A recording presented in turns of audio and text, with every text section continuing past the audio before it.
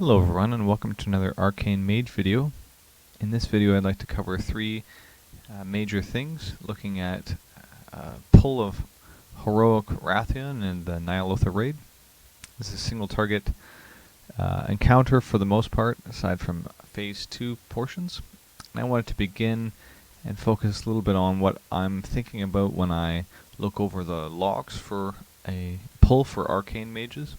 Specifically, we're going to talk a lot about quieting our movement, and this was a good example of that in this video. So before I look at some footage from the opening content and make some comments on just your basic Arcane opener, I wanted to just check out Warcraft logs and show the kind of ebbs and flows of the DPS chart.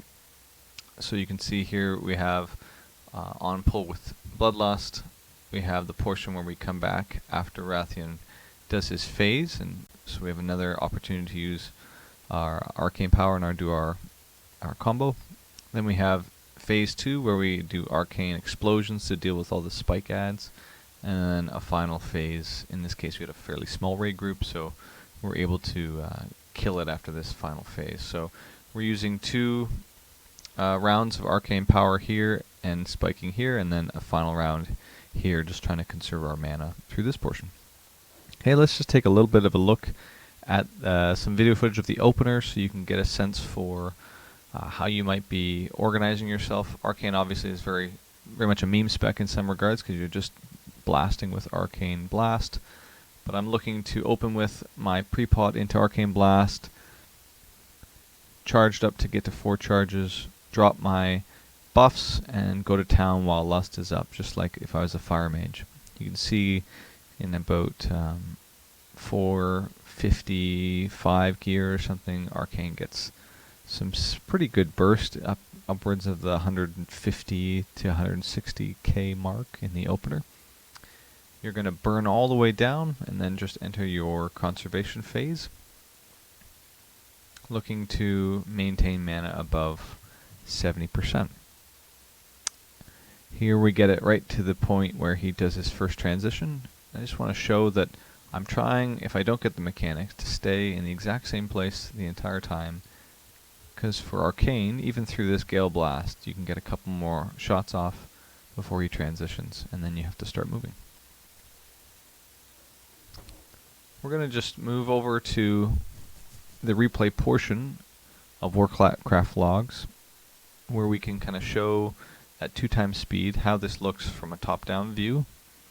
And I just mostly want to take just another minute or 2 and show the idea of quietness for ranged DPS and how it plays out for Arcane. It's really significant because Arcane has to spend quite a lot of time using cast spells, and their movement is hindered because their instant cast spells are not sort of on demand. Whereas Fire Mage can Scorch and still maintain some damage and maintain their basic rotation. Frost Mages can utilize Ice Lance procs depending on their spec.